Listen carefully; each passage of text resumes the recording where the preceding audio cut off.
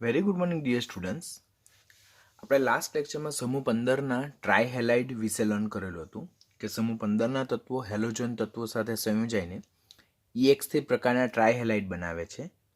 હવે આજે આપણે સમૂહ 15ના પેન્ટાહેલાઇડ વિશે લર્ન કરવાના છે.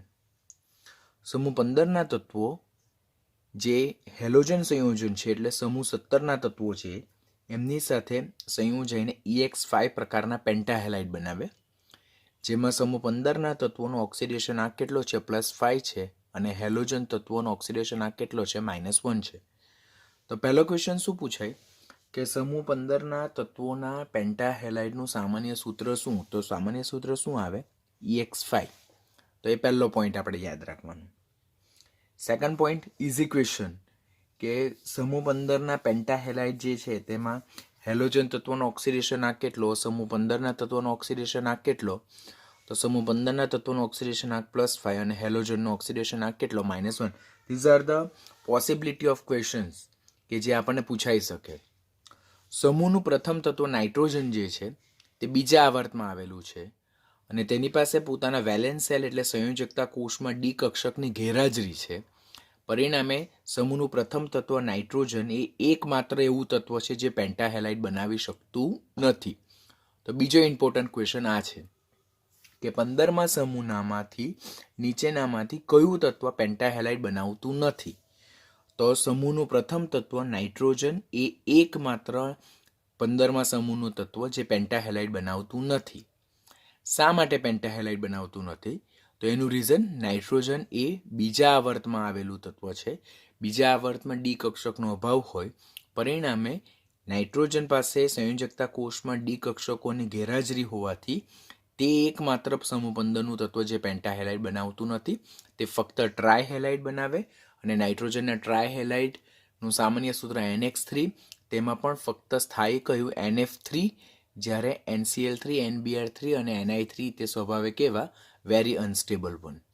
તો ક્વેશ્ચન, સમૂહનું પ્રથમ તત્વ નાઇટ્રોજન ફક્ત ટ્રાયહેલાઇડ રચે, પેન્ટાહેલાઇડ રચતું નથી. ટ્રાયહેલાઇડમાં સ્થાયી માત્ર NF3, NCl3, NB3 અને NI3 અનસ્ટેબલ. શા માટે પેન્ટાહેલાઇડ નહીં રચે? કારણ કે બીજા આવર્તમાં ડી કક્ષકનો અભાવ હોવાથી તે પોતાનો જે ઓક્સિડેશન નંબર છે ઓર સંવર્ગાંક જે છે તે 5 સુધી વધારી શકતું નથી. તો એક વેલિડ MCQ જે ખાસ યાદ રાખવાનું. સમૂહના અન્ય તત્વો વિશે જો આપણે લર્ન કરીએ તો પહેલું તત્વ જે છે તો તે કોઈ પણ પ્રકારના પેન્ટાહેલાઇડ રચતું નથી ડી કક્ષકના અભાવને કારણે. ફોસ્ફરસ મોટેભાગે બધા જ હેલોજન તત્વો સાથે પ્રક્રિયા કરીને પેન્ટાહેલાઇડ રચે, પણ એને પેન્ટા આયોડાઇડ પોસિબલ નથી. બીજો ક્વેશ્ચન એ પૂછાય કે નીચેનામાંથી ફોસ્ફરસના કયા પેન્ટાહેલાઇડ શક્ય નથી? તો પેન્ટા આયોડાઇડ શક્ય નથી. એનું રીઝન આયોડિનનું મોટું કદ. તો એક ફોસ્ફરસના સરાઉન્ડિંગમાં 5 આયોડિન મોટા કદનો અક્યુમ્યુલેટ થઈ શકે નહીં, ભેગા થઈ શકે નહીં, તો બનતું સંયોજન ખૂબ અનસ્ટેબલ હોય, એટલે ફોસ્ફરસના પેન્ટા આયોડાઇડ અનસ્ટેબલ છે. આર્સેનિક, એન્ટીમની, પેન્ટાફ્લોરાઇડ, પેન્ટાક્લોરાઇડ રચે, જ્યારે બિસ્મથ એકમાત્ર કયા પેન્ટાહેલાઇડ રચે? બિસ્મથ પેન્ટાફ્લોરાઇડ. હવે જો અહીંયાથી બે ક્વેશ્ચન ખાસ પેન્ટાહેલાઇડમાંથી. પહેલો ક્વેશ્ચન નાઇટ્રોજન રિલેટેડનો કે નાઇટ્રોજન પેન્ટાહેલાઇડ રચતું નથી કારણ કે એ બીજા આવર્તનું તત્વ ડી કક્ષકનો અભાવ. છેલ્લું તત્વ બિસ્મથ, તે ફક્ત બિસ્મથ પેન્ટાફ્લોરાઇડ રચી શકે, જ્યારે એના પેન્ટાક્લોરાઇડ, પેન્ટાબ્રોમાઇડ કે પેન્ટા આયોડાઇડ શક્ય નથી. તો એનું રીઝન શું? તો જેમ સમૂહમાં ઉપરથી નીચે તરફ આવીએ એટલે કે ફોસ્ફરસથી બિસ્મથ તરફ જઈએ તેમ નિષ્ક્રિય યુગ્મ અસર ઇનટ પેર ઇફેક્ટ પ્રભાવી બનતી જાય અને એને કારણે +3 ઓક્સિડેશન અવસ્થાની સ્થાયીતા વધતી જાય અને +5 ઓક્સિડેશન અવસ્થાની સ્થાયીતા ઘટતી જાય. માટે ફોસ્ફરસની +5 ઓક્સિડેશન અવસ્થા સૌથી વધુ સ્થાયી, +3 ઓક્સિડેશન અવસ્થા ઓછી સ્થાયી, જ્યારે બિસ્મથની +5 ઓક્સિડેશન અવસ્થા સૌથી ઓછી સ્થાયી, જ્યારે +3 ઓક્સિડેશન અવસ્થા સૌથી વધુ સ્થાયી. ઓલરેડી ઓક્સિડેશન સ્ટેટમાં મેં આ તમને સમજાવેલું છે કે જેમ ઉપરથી નીચે તરફ એટલે ફોસ્ફરસથી બિસ્મથ તરફ જઈએ તેમ નિષ્ક્રિય યુગ્મ અસર ઇનટ પેર ઇફેક્ટ જેને કહેવામાં આવે તે પ્રભાવી બનતી જાય. એને કારણે +3 ઓક્સિડેશન અવસ્થાની સ્થાયીતા વધતી જાય એટલે ફોસ્ફરસના +3 ઓક્સિડેશન અવસ્થા ધરાવતા સંયોજનો ઓછા સ્થાયી, બિસ્મથના વધારે સ્થાયી, અને +5 ઓક્સિડેશન અવસ્થાની સ્થાયીતા ઘટે એટલે આના +5 ઓક્સિડેશન અવસ્થા ધરાવતા સંયોજનો સૌથી વધુ સ્થાયી, જ્યારે આના સૌથી ઓછા સ્થાયી. એટલે બિસ્મથ સામાન્ય રીતે +5 ઓક્સિડેશન અવસ્થા ધરાવતા સંયોજનો રચતું નથી. કેમ? તો બિસ્મથની તો બિસ્મથમાં નિષ્ક્રિય યુગ્મ અસર તો સૌથી વધારે પ્રબળ જોવા મળે, અને સૌથી વધારે પ્રબળ જોવા મળે પરિણામે બિસ્મથ તો +3 ઓક્સિડેશન અવસ્થા ધરાવતા સ્થાયી સંયોજનો રચવાની જ વૃત્તિ રચે. પેન્ટા જે હેલાઇડ રચવાની વૃત્તિ નહીં ધરાવે. પરંતુ ફ્લોરિનનું નાનું કદ અને ઊંચી વિદ્યુત ઋણતાને કારણે બિસ્મથ એ એક્સેપ્શનલી એકમાત્ર પેન્ટા હેલાઇડ રચે. તે કયું છે? બિસ્મથ પેન્ટાફ્લોરાઇડ. તો આ ક્વેશ્ચન પર ખાસ ફોકસ કરજો, આ ક્વેશ્ચન પર ખાસ ફોકસ કરજો, આ ક્વેશ્ચન પર ખાસ ફોકસ કરજો. નાઇટ્રોજન એક પણ પેન્ટા હેલાઇડ નહીં રચે. બિસ્મથમાં નિષ્ક્રિય યુગ્મ અસર પ્રભાવી છે, એને કારણે બિસ્મથના ટ્રાયહેલાઇડ વધારે સ્થાયી છે. પેન્ટાહેલાઇડ રચવાની વૃત્તિ મિનિમમ એકમાત્ર પેન્ટાહેલાઇડ રચે એક્સેપ્શનલી તે બિસ્મથ પેન્ટાફ્લોરાઇડ. તેનું રીઝન એકમાત્ર ફ્લોરિનનું નાનું કદ અને ઊંચી વિદ્યુત ઋણતા. અને ફોસ્ફરસના પેન્ટાહેલાઇડ સૌથી વધારે સ્થાયી, માટે સમૂહના હેલોજન સમૂહના બધા તત્વો સાથે પેન્ટાહેલાઇડ રચવાની વૃત્તિ ધરાવે. એકમાત્ર પેન્ટા આયોડાઇડ શક્ય નથી, because it is very unstable due to larger size of the iodine. આયોડિનના મોટા કદને કારણે ફોસ્ફરસના પેન્ટા આયોડાઇડ જે છે તે અનસ્ટેબલ હોય, માટે ફોસ્ફરસના પેન્ટા આયોડાઇડ જોવા મળતા નથી. તો these are the very common question, ખાસ ધ્યાનમાં રાખવાના. ઉષ્મીય સ્થાયીતા જો જોઈએ આપણે, તો ટ્રાયહેલાઇડ કરતાં પેન્ટાહેલાઇડની ઉષ્મીય સ્થાયીતા ઓછી, કારણ કે ટ્રાયહેલાઇડમાં સમૂહ 15ના તત્વોનો ઓક્સિડેશન આંક +3 જોવા મળે, જ્યારે પેન્ટાહેલાઇડમાં સમૂહ 15ના તત્વોનો ઓક્સિડેશન અવસ્થા +5 જોવા મળે. આપણને ઓલરેડી ખબર છે કે ટ્રાયહેલાઇડ કરતાં પેન્ટાહેલાઇડની સ્થાયીતા ઓછી હોવા માટેનું રીઝન શું છે? કે સમૂહ 15ના તત્વોની સ્થાયી ઓક્સિડેશન અવસ્થા +3 છે. આપણે જ્યારે ઓક્સિડેશન અવસ્થા વિશે લર્ન કરેલો ત્યારે આપણે 3 પ્રકારની ઓક્સિડેશન અવસ્થા વિશે લર્ન કરેલું હતું. એક તો ઋણ ઓક્સિડેશન અવસ્થા, મહત્તમ ઓક્સિડેશન અવસ્થામાં, અને સ્થાયી ઓક્સિડેશન અવસ્થા. ઋણ ઓક્સિડેશન અવસ્થાથી સમૂહ 15ના તત્વોની -3, બરાબર.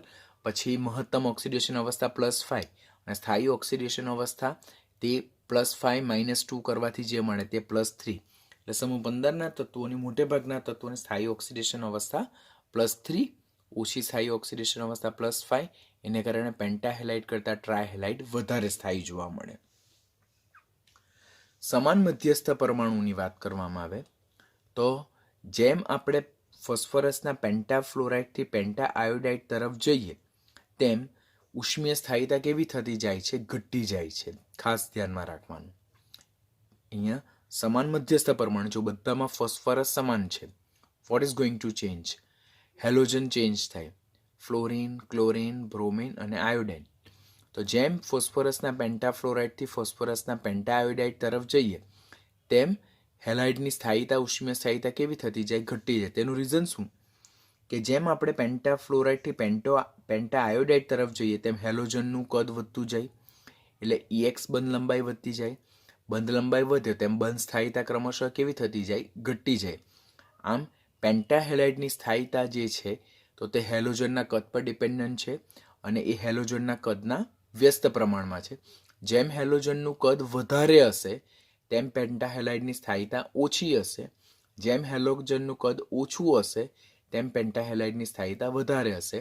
અહીંયા હેલોજનનું કદ નાનું એટલે EX બંધ લંબાઈ ઓછી, તો EX બંધ સ્થાયીતા વધારે, માટે ફોસ્ફરસના પેન્ટાફ્લોરાઇડ સૌથી વધારે સ્થાયી જોવા મળે. ફોસ્ફરસના પેન્ટા આયોડાઇડ એટલા માટે અનસ્ટેબલ જોવા મળે બિકોઝ હેલોજનનું કદ વધારે એટલે EX બંધ લંબાઈ વધારે, તો EX બંધ સ્થાયીતા ઓછી, માટે પેન્ટા હેલાઇડની સ્થાયીતા કેવી થઈ જાય? આ કેસમાં ઓછા થઈ જાય. માટે ફોસ્ફરસના પેન્ટાફ્લોરાઇડથી પેન્ટા આયોડાઇડ તરફ જઈએ એટલે સમાન મધ્યસ્થ પરમાણુમાં જેમ ફ્લોરાઇડથી, ક્લોરાઇડથી, બ્રોમાઇડથી આયોડાઇડ તરફ જતા જેમ હેલોજનનું કદ વધતું જાય તેમ તેમ હેલાઇડની સ્થાયીતા કેવી થતી જાય? ઘટતી જાય. ફોસ્ફરસના પેન્ટા આયોડાઇડ જે છે તે આયોડિનના મોટા કદને કારણે તેનું અસ્તિત્વ જોવા મળતું નથી. અને એનું બીજું રીઝન શું છે? કે ફોસ્ફરસ અને આયોડિન વચ્ચે વિદ્યુત ઋણતાનો તફાવત પણ કેવો છે? ઘણો ઓછો છે. એને કારણે ફોસ્ફરસના પેન્ટા આયોડાઇડ શક્ય નથી. તો અહીંયાથી આપણને સેમ સિક્વન્સ પૂછાય કે ફોસ્ફરસના પેન્ટા 4 ઓપ્શન આપે કે નીચેનામાંથી ફોસ્ફરસના કયા હેલાઇડ સૌથી વધારે થાય? તો ફોસ્ફરસ પેન્ટાફ્લોરાઇડ. કયા સૌથી ઓછા સ્થાયી ઓર જેનું અસ્તિત્વ નથી તે ફોસ્ફરસ પેન્ટા આયોડાઇડ. પછી ત્રીજો ક્વેશ્ચન કે ફોસ્ફરસના પેન્ટા ફ્લોરાઇડ, ક્લોરાઇડ, બ્રોમાઇડ અને આયોડાઇડને તેમની ઉષ્મીય સ્થાયીતાના ચડતા ક્રમમાં ઉતરતા ક્રમમાં ગોઠવો.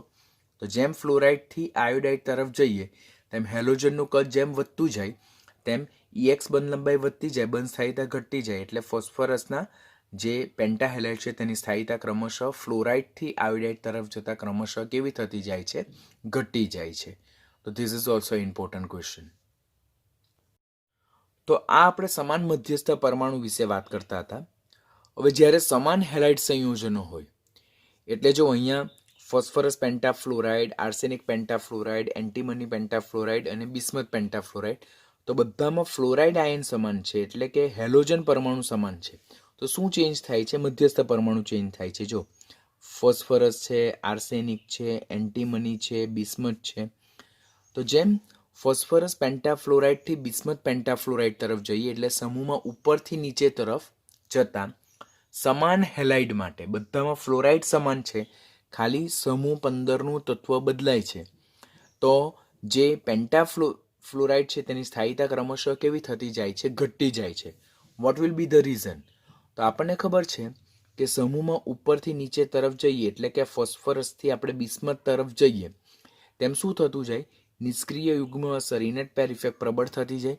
ઇનટ પેર ઇફેક્ટ પ્રબળ થતી જાય તો +5 ઓક્સિડેશન અવસ્થાની સ્થાયીતા ઘટતી જાય, જ્યારે +3 ઓક્સિડેશન અવસ્થાની સ્થાયીતા વધતી જાય. કેમ એવું? તે ઓલરેડી ઓક્સિડેશન અવસ્થામાં આપણે જોઈ ગયા કે સમૂહમાં ઉપરથી નીચે તરફ જતા ઇનટ પેર ઇફેક્ટ જેમ વધતી જાય, સ્ટ્રોંગ બનતી જાય, વધારે હાવી જતી જાય તેમ NH2 કક્ષાના જે 2 ઇલેક્ટ્રોન છે તે કેન્દ્ર તરફ વધુ ને વધુ પ્રબળતાથી આકર્ષાતા જાય અને એને કારણે બંધ બનાવવામાં ભાગ ન લે માટે ઉપરથી નીચે તરફ જતા +3ની સ્થાયીતા વધતી જાય અને +5ની સ્થાયીતા ઘટતી જાય.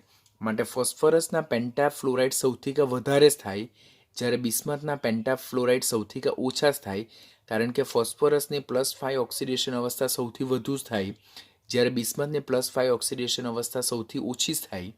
બિસ્મથની +3 ઓક્સિડેશન અવસ્થા સૌથી વધુ સ્થાયી, કારણ કે બિસ્મથમાં નિષ્ક્રિય યુગ્મ અસર સૌથી વધારે પ્રભાવી જોવા મળે. તો પ્રીવિયસ લેક્ચર જો તમે ધ્યાનથી લર્ન કર્યા હોય તો આ બધા કન્સેપ્ટ એપ્લાય કરવાનું તમારા માટે ખૂબ ઇઝી થઈ જાય.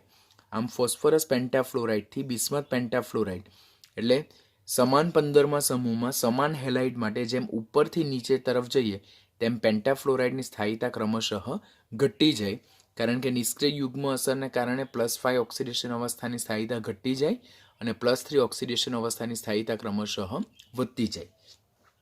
આમ ફોસ્ફરસના પેન્ટાહેલાઇડ સૌથી વધારે સ્થાયી જોવા મળે. તેમાં સૌથી વધારે સ્થાયી ફોસ્ફરસના પેન્ટાફ્લોરાઇડ, ત્યાર પછી પેન્ટાક્લોરાઇડ, ત્યાર પછી પેન્ટાબ્રોમાઇડ અને લાસ્ટમાં પેન્ટાઆયોડાઇડ, જે શક્ય નથી and it is very unstable. Pentabromide અને પેન્ટાઆયોડાઇડ બંને ખૂબ જ અનસ્ટેબલ છે. સૌથી વધારે સ્થાયી પેન્ટાફ્લોરાઇડ. તો ક્વેશ્ચન પૂછાય કે નીચેનામાંથી સમૂહ 15ના કયા તત્વના પેન્ટાહેલાઇડ સૌથી વધુ સ્થાયી છે? તો ફોસ્ફરસના, કારણ કે phosphorus A next to nitrogen છે, જેનામાં +5 ઓક્સિડેશન અવસ્થા સૌથી વધારે સ્થાયી છે, માટે એના પેન્ટાહેલાઇડ સૌથી વધારે સ્થાયી. પેન્ટાહેલાઇડમાં પણ કયું પેન્ટાહેલાઇડ સૌથી વધારે સ્થાયી? પેન્ટાફ્લોરાઇડ. અને સૌથી ઓછું સ્થાયી પેન્ટાઆયોડાઇડ. અને હેલાઇડની સ્થાયીતાનો ક્રમ અહીંનો આ સિક્વન્સ યાદ રાખવાનો. સમૂહનું છેલ્લું તત્વ બિસ્મથ, જેમાં નિષ્ક્રિય યુગ્મ અસર વેરી પ્રિડોમિનન્ટ બને એટલે ખૂબ જ પ્રભાવી બને, એને કારણે એની +3 ઓક્સિડેશન અવસ્થા ખૂબ સ્થાયી છે.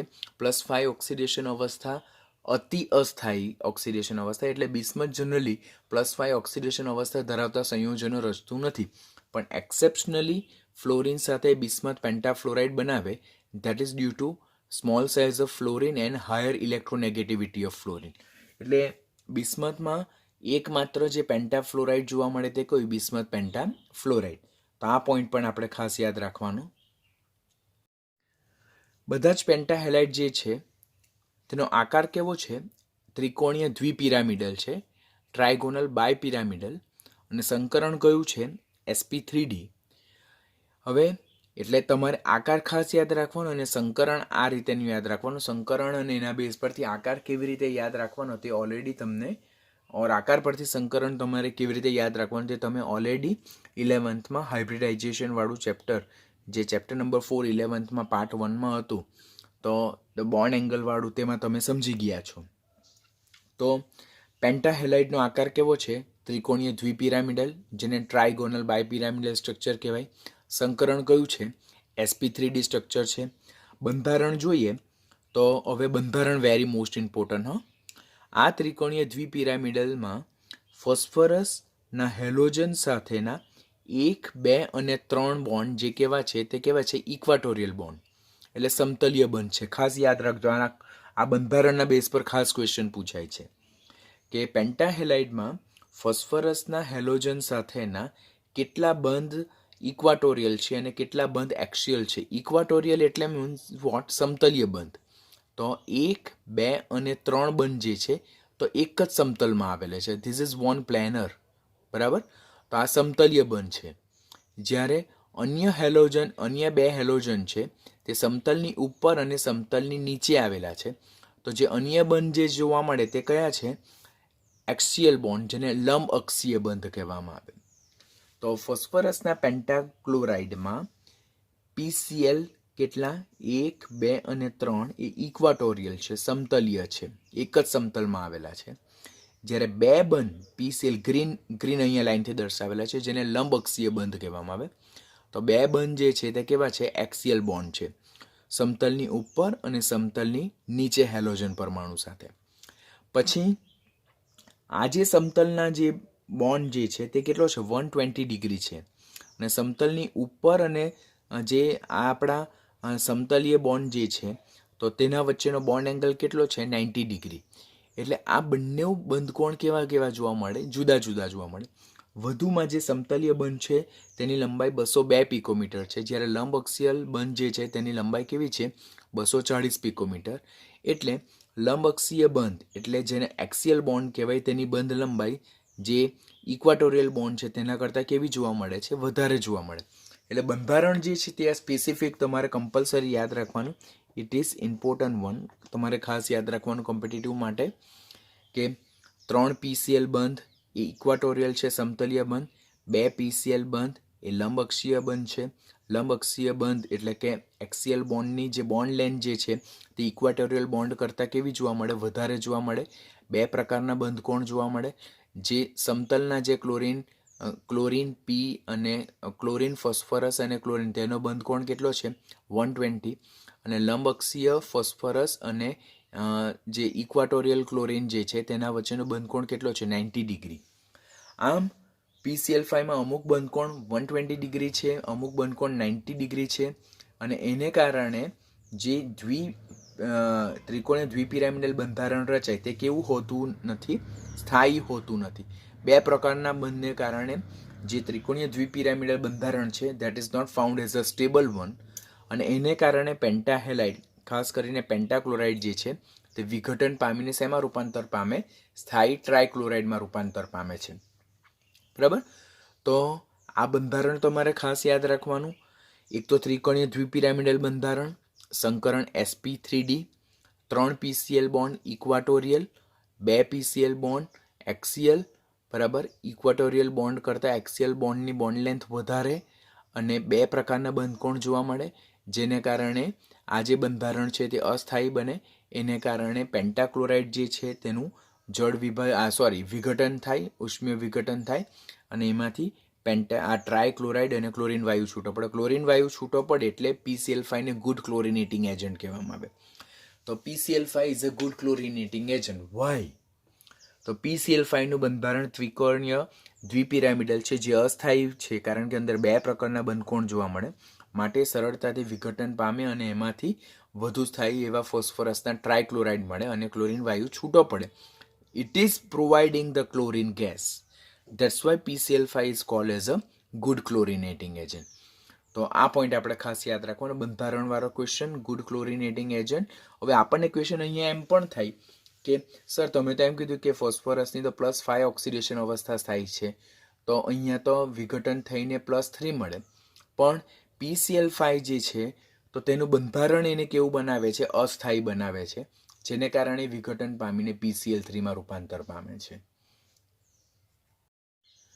The very most important question about the covalent nature of the halide, trihalide and pentahalide. તો સહસંયોજક સ્વભાવ જેને કોવેલેન્ટ નેચર કહેવાય. ટ્રાયહેલાઇડ સંયોજન કરતાં પેન્ટાહેલાઇડ સંયોજનો વધુ સહસંયોજક છે. ટ્રાયહેલાઇડ સંયોજનો કરતાં પેન્ટાહેલાઇડ સંયોજનો વધુ સહસંયોજક. એનું રીઝન શું હોઈ શકે? તો હવે ટ્રાયહેલાઇડ જે છે તેમાં સમૂહ 15ના તત્વો જે છે તે +3 આયન સ્વરૂપે જોવા મળે, જ્યારે પેન્ટાહેલાઇડમાં સમૂહ 15ના તત્વો એ E+5 સ્વરૂપમાં જોવા મળે. એટલે આયનીય કદ જો જોઈએ તો E+3 આયનનું કદ એ E+5 આયન કરતાં કેવું જોવા મળે? વધારે જોવા મળે. +3 કરતાં +5નું કદ નાનું છે. કેમ? તો ઓલરેડી મેં 11થમાં તમને ચેપ્ટર નંબર 3માં સમજાવેલું હતું કે કોઈ પણ પરમાણુમાંથી જેમ જેમ ઇલેક્ટ્રોન દૂર થતો જાય અને ધન આયનમાં માથા પરનો ધન વીજભાર જેમ જેમ વધતો જાય તેમ તેમ તેમાં અસરકારક કેન્દ્રીય વીજભાર વધતું જાય અને એને કારણે એનું આયનીય કદ કેવું થતું જાય છે? ઘટતું જાય છે. આપણે ઓલરેડી 11થમાં આયનીય કદમાં જોયેલું કે તટસ્થ પરમાણુમાંથી જેમ જેમ ઇલેક્ટ્રોન દૂર થતો જાય તેમ તેમ ઓછા ઇલેક્ટ્રોન પણ કેન્દ્રના વધુ પ્રોટોનનું આકર્ષણ વધતું જાય, અસરકારક કેન્દ્રીય વીજભાર વધતો જાય, એને કારણે બાહ્યતમ કક્ષાના ઇલેક્ટ્રોનનું કેન્દ્ર તરફ આકર્ષણ વધતું જાય અને આયનીય કદ ક્રમશઃ કેવું થતું જાય? ઘટતું જાય છે. તો એને જ કારણે આપણને ખબર છે કે M કરતાં M+નું કદ ઓછું, M+ કરતાં M+2નું ઓછું, M+2 કરતાં M+3નું ઓછું, એના કરતાં M+4નું ઓછું અને એના કરતાં ક્રમશઃ M+5નું ઓછું. તો એ આપણે ઓલરેડી સમજી ગયેલા છે. તો આપણને ખબર છે કે જેમ કોઈ પણ પરમાણુમાંથી જેમ જેમ ઇલેક્ટ્રોન દૂર થતો જાય તેમ તેમ અસરકારક કેન્દ્રીય વીજભાર વધતો જાય, અસરકારક કેન્દ્રીય વીજભાર વધતો જાય તેમ તેમ બાહ્યતમ કક્ષાના ઇલેક્ટ્રોનનું કેન્દ્ર તરફ આકર્ષણ વધતું જાય, પરિણામે ત્રિજ્યા સંકોચાતી જાય, માટે આયનીય કદ ઘટતું જાય છે. માટે જોઈએ તો +3 અને +5, તો આમાં +3 વીજભાર ઓછો છે, ધન વીજભાર ઓછો, આમાં ધન વીજભાર વધારે, આમાં અસરકારક કેન્દ્રીય વીજભાર ઓછો, આમાં અસરકારક કેન્દ્રીય વીજભાર વધારે, પરિણામે E+3 કરતાં E+5 આયનનું કદ કેવું જોવા મળે? ઓછું જોવા મળે. હવે ફેજાન રૂલ શું કહે છે હેલાઇડ સંયોજન માટે? કે હેલાઇડ સંયોજનોનો સહસંયોજક સ્વભાવ એ ધ્રુવીભવન ક્ષમતાના સમપ્રમાણમાં, અને ધ્રુવીભવન ક્ષમતા એ ઋણ આયનના કદના સમપ્રમાણમાં અને ધન આયનના કદના વ્યસ્ત પ્રમાણમાં. જેમ ધન આયનનું કદ વધારે તેમ એ ધન આયનની ધ્રુવીભવન ક્ષમતા ઓછી, તેમ સહસંયોજક સ્વભાવ ઓછો, અને જેમ ધન આયનનું કદ ઓછું તેમ તેની ધ્રુવીભવન ક્ષમતા વધારે, તેમ તેનો સહસંયોજક સ્વભાવ વધારે.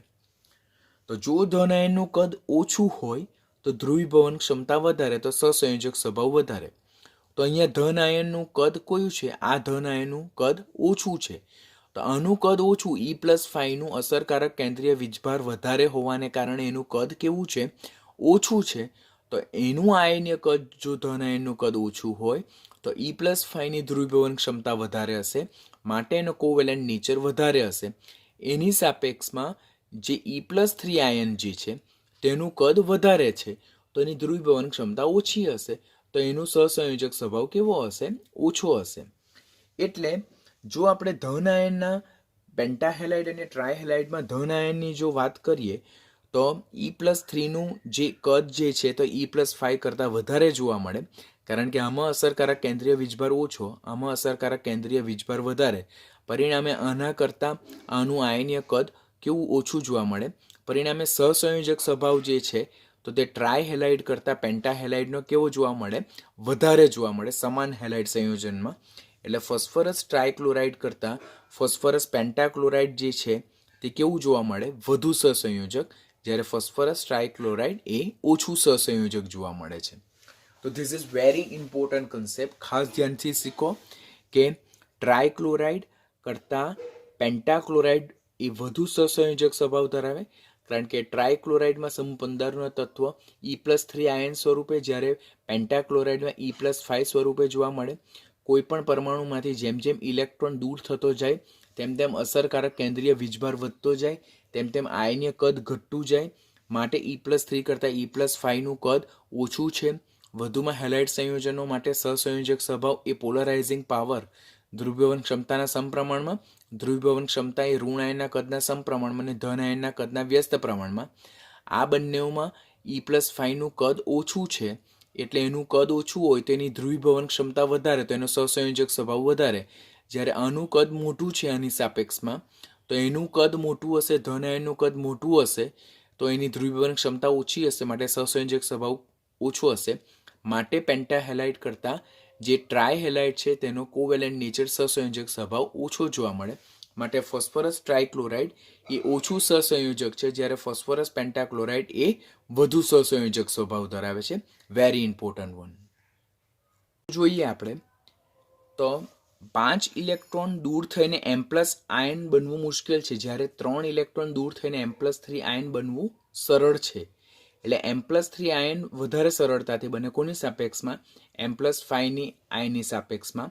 માટે આયનીય સ્વભાવ જો જોઈએ તો ટ્રાયહેલાઇડનો આયનીય સ્વભાવ વધારે કોની સાપેક્ષમાં? પેન્ટાહેલાઇડની સાપેક્ષમાં. જો આ બંનેને કમ્પેર કરો, 3 ઇલેક્ટ્રોન દૂર કરીને M+3 આયન બનવું સરળ, એટલે M+3 આયન વધારે સરળ બને તો એનો આયનીય સ્વભાવ વધારે.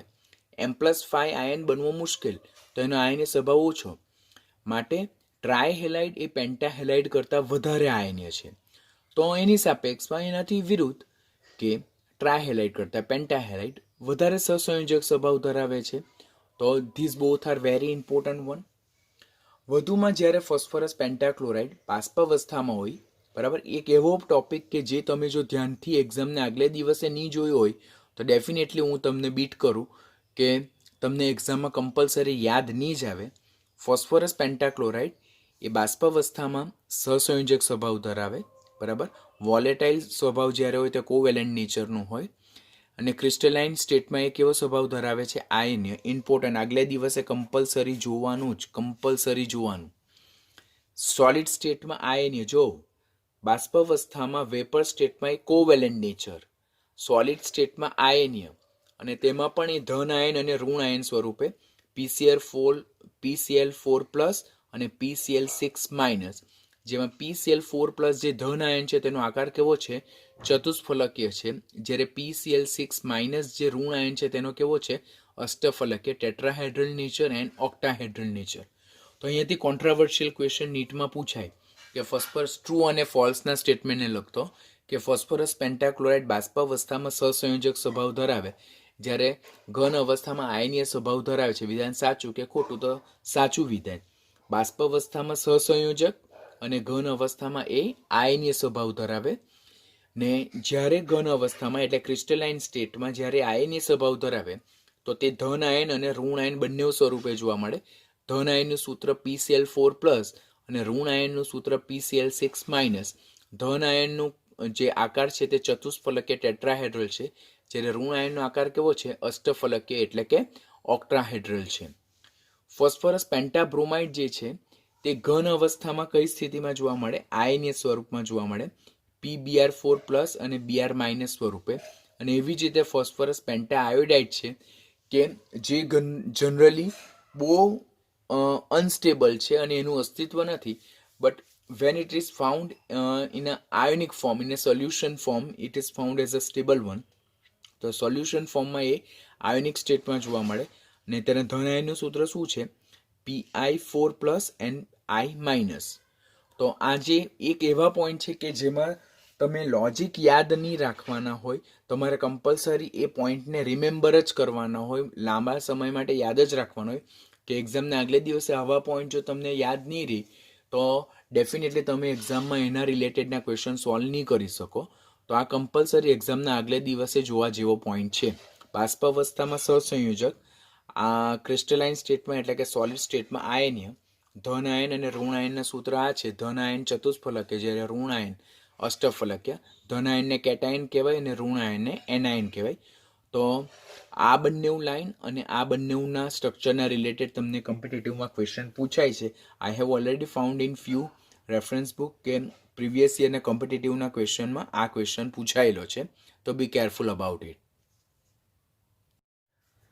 આ જે પેન્ટાહેલાઇડ સંયોજનો જે છે તે લુઇસ એસિડ તરીકે વર્તે છે. શા માટે લુઇસ એસિડ તરીકે વર્તે? પેન્ટાહેલાઇડ સંયોજનમાં જે સમૂહ 15ના મધ્યસ્થ પરમાણુ જે છે તે હેલાઇડ આયન પાસેથી પોતાના પાસે સરળતાથી ઇલેક્ટ્રોન યુગ્મનો પોતાની ખાલી ડી કક્ષકમાં સ્વીકાર કરી શકે છે. જો સમૂહનું પ્રથમ તત્વ નાઇટ્રોજન એ બીજા આવર્તમાં આવેલું છે, એની પાસે ડી કક્ષકનો અભાવ છે, એટલે એ પેન્ટાહેલાઇડ રચતું જ નથી.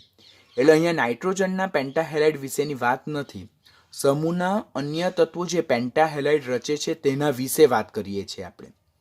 સમૂહમાં જેમ આપણે ફોસ્ફરસથી બિસ્મથ તરફ જઈએ તેમ એમના જે પર્ટિક્યુલર જે વેલેન્સ સેલ હોય તેમાં એમની પાસે ખાલી પડેલી ડી કક્ષક હોય, તેમાં તેઓ હેલાઇડ આયન પાસેથી ઇલેક્ટ્રોન યુગ્મનો સ્વીકાર કરી શકે છે. માટે બધા જ પેન્ટાહેલાઇડ કયા તરીકે વર્તે છે? લુઈસ એસિડ તરીકે વર્તે છે. અને તેઓ પોતાનો સંવર્ગાંક એ 6 સુધી વધારી શકે છે. 6 સુધી વધારી શકે. પેન્ટાહેલાઇડમાં ઓલરેડી એમનો સંવર્ગાંક એ 5 છે. 5 છે, દેટ મીન્સ કે they are having 5 bond with halogen, કે અહીંયા MX5 છે તો એણે હેલોજન પરમાણુ સાથે 5 બંધ બનાવેલા છે. પરંતુ તેમની પાસે ખાલી પડેલી ડી કક્ષકમાં એ લોકો હેલોજન પાસેથી ઇલેક્ટ્રોન યુગ્મનો સ્વીકાર કરી શકે છે. ઇલેક્ટ્રોન યુગ્મ, આ જે હેલાઇડ આયન હોય તેમાં જે એ લોકો પાસે એક વધારાનો ઇલેક્ટ્રોન યુગ્મ હોય, અબંધકારક ઇલેક્ટ્રોન યુગ્મ, તો તે એ લોકો સ્વીકાર કરી શકે. કોણ? આ લોકો. તો અહીંયાથી અહીંયા ઇલેક્ટ્રોન યુગ્મનો સ્વીકાર થાય અને શું બને? MX6- આયન ધરાવતું એક સંકીર્ણ રચાય, કે જેમાં એનું સંકરણ sp3d2 છે અને MX5 જે છે તેનું સંકરણ કયું છે? sp3d. તો અહીંયા આપણે પહેલો પોઈન્ટ તમારા માઇન્ડમાં શું ક્લિયર હોવો જોઈએ કે પેન્ટાહેલાઇડ સંયોજનો લુઈસ એસિડ તરીકે વર્તે છે. શા માટે લુઈસ એસિડ તરીકે વર્તે? કારણ કે ફોસ્ફરસથી બિસ્મથ સુધીના તત્વો પાસે વેકન્ટ ડી ઓર્બિટલ હોય, તો વેકન્ટ ડી ઓર્બિટલમાં તેઓ હેલાઇડ આયન પાસેથી એ લોકો અબંધકારક ઇલેક્ટ્રોન યુગ્મનો સ્વીકાર કરી શકે. તો હેલાઇડ આયન લુઈસ બેઝ તરીકે વર્તે, તેઓ લુઈસ એસિડ તરીકે વર્તે અને તેઓ નવું સંકીર્ણ રચે જેનું સૂત્ર શું આવે? MX6-. હવે MX5માં એમનો સંવર્ગાંક 5 છે અને સંકરણ sp3d છે. MX6- તેમનો સંવર્ગાંક 6 છે અને સંકરણ શું છે? sp3d2. આમ સમૂહ 15ના તત્વોમાં ફોસ્ફરસથી લઈને બિસ્મથ સુધીના તત્વો પાસે પોતાના વેલેન્સ સેલમાં ખાલી પડેલી ડી કક્ષક હોવાથી તેઓ હેલાઇડ આયન પાસેથી ઇલેક્ટ્રોન યુગ્મનો સ્વીકાર કરીને પોતે લુઈસ એસિડ તરીકે વર્તે અને તેઓ MX5માંથી MX6- ધરાવતું સંકીર્ણ રચે, એટલે સંવર્ગાંકને 5થી વધારીને સંવર્ગાંક 6 સુધી એક્સટેન્ડ કરી શકે. તેમાં MX5માં એમનું સંકરણ sp3d જોવા મળે, જ્યારે MX6- તેમનું સંકરણ sp3d2 જોવા મળે. જેમ કે PCl5 જે ફોસ્ફરસના પેન્ટાક્લોરાઇડ છે તે ક્લોરાઇડ આયનનો સ્વીકાર કરીને PCl6- રચી શકે. એવી જ રીતે એન્ટીમની પેન્ટાક્લોરાઇડ પણ Cl- નો સ્વીકાર કરીને એન્ટીમની હેક્ઝાક્લોરાઇડ માઇનસ વીજભાર ધરાવતું સંકીર્ણ રચી શકે છે. અહીંયા જો NCl5 Cl- અને NCl6- આપેલું હોય તો એ સ્ટેટમેન્ટ ટોટલી કેવું થાય? રોંગ થાય. બીકોઝ સમૂહનું પ્રથમ તત્વ નાઇટ્રોજન એ બીજા આવર્તનું તત્વ છે, એટલે એની પાસે તો ડી કક્ષકનો અભાવ છે, માટે એ પેન્ટાક્લોરાઇડ રચી શકતું નથી. તો નાઇટ્રોજન સિવાયના તત્વો પેન્ટાહેલાઇડ રચી શકે અને એ પેન્ટાહેલાઇડ લુઈસ એસિડ તરીકે વર્તી શકે અને પોતાનો સંવર્ગાંક 5થી વધારીને 6 સુધી લઈ જઈ શકે. ને સંકરણમાં થતો ફેરફાર શું? sp3d2 sp3d2 sp3d2 એટલે sp3d થી sp3d2 સંકરણમાં ફેરફાર આવે છે. એટલે અહીંયા ક્વેશ્ચન એમ પણ પૂછાય કે પેન્ટાહેલાઇડ સંયોજનો નીચેનામાંથી કયો સ્વભાવ ધરાવે? પહેલો લુઈસ એસિડ, બીજો લુઈસ બેઝ, ત્રીજું બંને ઓર આપેલ એક પણ નહીં, તો લુઈસ એસિડ. શા માટે? તો ખાલી પડેલી ડી કક્ષકમાં ઇલેક્ટ્રોન યુગ્મ સ્વીકાર કરવાની વૃત્તિ. કોની પાસેથી? હેલાઇડ આયન પાસે રહેલો અબંધકારક ઇલેક્ટ્રોન યુગ્મનો સ્વીકાર કરવાની વૃત્તિ. સંકરણમાં થતો ફેરફાર શું? તો sp3d થી sp3d2. સંવર્ગાંકમાં ફેરફાર શું? આમાં સંવર્ગાંક 5, બીકોઝ આમાં સમૂહ 15ના તત્વો હેલોજન સાથે 5 બંધ બનાવેલા હશે. 5 MX બંધ જોવા મળે. તો 5 સંવર્ગાંકથી 6 સંવર્ગાંક સુધીના તત્વો. તો આ બધા પોઈન્ટ તમારે કમ્પલસરી યાદ રાખવા પડશે. નીચેનામાંથી કયા સમૂહના પેન્ટાહેલાઇડ એ લુઈસ એસિડ તરીકે વર્તી શકતા નથી? તો એ કોન્ટ્રાવર્શિયલ ક્વેશ્ચન છે. નાઇટ્રોજન ડી કક્ષકનો અભાવ સમૂહ 2 નું તત્વ એટલે પેન્ટાહેલાઇડ રચતું નથી અને તે લુઇસ એસિડ તરીકે વર્તું નથી. And the last question that's about hydrolysis of pentahalide. બરાબર. તો આ બધા ક્વેશ્ચન સ્ટુડન્ટ પ્લીઝ જેટલું બી અહીંયા એક્સ્ટ્રા કરાવું છું તેટલું પ્લીઝ કરજો ધ્યાનથી, બિકોઝ જ્યારે તમે રેફરન્સ બુકના MCQ સોલ્વ કરશો તો અનલેસ એન્ડ અન્ટિલ તમે આ પોઈન્ટને જો ધ્યાનથી નહીં લર્ન કરેલા હશે ત્યાં સુધી તમે આ ચેપ્ટરના એક્સ્ટ્રા ટોપિકના રિલેટેડ MCQ સોલ્વ નહીં કરી શકશો. એટલા માટે હું તમને એટલું સફિશિયન્ટ કરાવું છું કે તમે કોઈ પણ રેફરન્સ બુકમાંથી આ જે 15મા સમૂહના MCQ સોલ્વ કરો તો ડેફિનેટલી તમારી એમાં ગ્રીપ આવી ગયેલી હોય. પેન્ટાહેલાઇડનું જળ વિભાજન જોઈએ તો ફોસ્ફરસના પેન્ટાફ્લોરાઇડ જે છે તો તેનું જળ વિભાજન શક્ય નથી. પહેલો પોઈન્ટ ખાસ યાદ રાખવાનો. આપણને 4 ઓપ્શન આપેલા હશે: પેન્ટાફ્લોરાઇડ, ફોસ્ફરસના પેન્ટાબ્રોમાઇડ, ફોસ્ફરસના પેન્ટાક્લોરાઇડ અને પેન્ટાઆયોડાઇડ. નીચેનામાંથી ફોસ્ફરસના કયા પેન્ટાહેલાઇડનું જળ વિભાજન શક્ય નથી? તો પેન્ટાફ્લોરાઇડનું જળ વિભાજન શક્ય નથી, કારણ કે એમાં ફોસ્ફરસ અને ફ્લોરિન વચ્ચે જે બંધ જોવા મળે તેની સ્થાયીતા ફોસ્ફરસ અને ઓક્સિજન વચ્ચે જે બંધ જોવા મળે તેના કરતાં સ્થાયીતા એની વધારે છે, કારણ કે આ બંધ જે છે તેનો ધ્રુવીય સ્વભાવ વધારે છે. કોની સાપેક્ષમાં? આ બંધની સાપેક્ષમાં. કારણ કે ફોસ્ફરસ અને ફ્લોરિન વચ્ચે વિદ્યુત ઋણતાનો જે તફાવત છે તેની સાપેક્ષમાં ફોસ્ફરસ અને ઓક્સિજન વચ્ચે જે વિદ્યુત ઋણતાનો તફાવત છે તે ઓછો છે. આ બંધ વધારે ધ્રુવીય છે, આ બંધ ઓછો ધ્રુવીય છે. આ બંધ વધારે ધ્રુવીય હોવાથી એની સ્થાયીતા વધારે છે. પરિણામે ફોસ્ફરસ પેન્ટાફ્લોરાઇડનું જળ વિભાજન શક્ય નથી. ખાસ પોઈન્ટ યાદ રાખજો. ફોસ્ફરસના કયા પેન્ટાફ્લોરાઇડનું જળ વિભાજન શક્ય નથી? ફોસ્ફરસ પેન્ટાફ્લોરાઇડનું જળ વિભાજન શક્ય નથી. અન્ય 3 ક્લોરાઇડ, બ્રોમાઇડ અને આયોડાઇડ ફોસ્ફરસના PCl5, PBr5, PI5 જળ વિભાજન પામી શકે છે. ફોસ્ફરસના પેન્ટાફ્લોરાઇડનું જળ વિભાજન શક્ય નથી. ધ વેલિડ રીઝન તો ફોસ્ફરસ અને ફ્લોરિનના બંધની સ્થાયીતા એ ફોસ્ફરસ અને ઓક્સિજન બંધની સ્થાયીતા કરતાં વધારે જોવા મળે. તો આપણને ક્વેશ્ચન થાય એવું શા માટે? તો ફોસ્ફરસ અને ફ્લોરિન વચ્ચે વિદ્યુત ઋણતાનો તફાવત જે જોવા મળે તેની સાપેક્ષમાં ફોસ્ફરસ અને ઓક્સિજનની વિદ્યુત ઋણતાનો તફાવત ઓછો છે, માટે PF બંધ વધારે ધ્રુવીય છે, આ બંધ ઓછો ધ્રુવીય છે. જેમ બંધની ધ્રુવીયતા વધારે તેમ બંધની સ્થાયીતા વધારે, માટે PF બંધની સ્થાયીતા ધ્રુવીયતા વધારે હોવાને કારણે કોની સાપેક્ષમાં? PO બંધની સાપેક્ષમાં. માટે ફોસ્ફરસ પેન્ટાફ્લોરાઇડ જળ વિભાજન શક્ય નથી. જ્યારે PCl5 અને PBr5 પેન્ટાક્લોરાઇડ અને પેન્ટાબ્રોમાઇડનું જળ વિભાજન શક્ય છે. સૌપ્રથમ પેન્ટાક્લોરાઇડનું જળ વિભાજન થાયને POCl3 સંયોજન બને, ફોસ્ફરસ ઓક્સીક્લોરાઇડ સંયોજન મળે અને ટ્વાઇસ HCl છૂટા પડે. ત્યારબાદ ફોસ્ફરસ ઓક્સીક્લોરાઇડ સંયોજન જે છે તો તેનું ફર્ધર સંપૂર્ણ જળ વિભાજન થાય ને અંદરથી H3PO4 મળે, જેને ઓર્થોફોસ્ફોરિક એસિડ કહેવાય. એટલે ઓવરઓલ રિએક્શન જો જોઈએ તો ફોસ્ફરસ પેન્ટાક્લોરાઇડનું સંપૂર્ણ જળ વિભાજન થતાં આપણને ફોસ્ફોરિક એસિડ અને હાઇડ્રોક્લોરિક એસિડ મળે. અહીંયાથી પણ ક્વેશ્ચન પૂછાશે. પહેલો ક્વેશ્ચન, ફોસ્ફરસ પેન્ટાફ્લોરાઇડનું જળ વિભાજન શક્ય નથી. એનું વેલિડ રીઝન આ છે. ખાસ પોઈન્ટ યાદ રાખવાનું. પેન્ટાક્લોરાઇડ અને પેન્ટાબ્રોમાઇડનું જળ વિભાજન શક્ય છે. આંશિક જળ વિભાજન થાય પેન્ટાક્લોરાઇડ તો તેમાંથી POCl3 બને, ફોસ્ફરસ ઓક્સીક્લોરાઇડ. તે હું ફોસ્ફરસ પેન્ટાક્લોરાઇડની ટૂંકનોંધમાં શીખવીશ. ત્યાર પછી આ જે ઇન્ટરમીડિયેટ ફોસ્ફરસ ઓક્સી ટ્રાયક્લોરાઇડ મળે તેનું ફર્ધર સંપૂર્ણ જળ વિભાજન થતાં એમાંથી ઓર્થોફોસ્ફોરિક એસિડ મળે. આનું નામ શું છે? ઓર્થોફોસ્ફોરિક એસિડ ઓર ફોસ્ફોરિક એસિડ. ખાસ નામ યાદ રાખજો. ઓર્થોફોસ્ફોરિક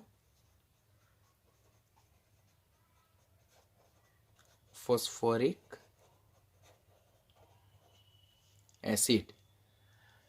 આમ બંને રિએક્શનને જો કમ્બાઈન કરીએ તો ફોસ્ફરસ પેન્ટાક્લોરાઇડનું સંપૂર્ણપણે જળ વિભાજન થતાં આપણને ઓર્થોફોસ્ફોરિક એસિડ અને હાઇડ્રોક્લોરિક એસિડનું મિશ્રણ મળે છે.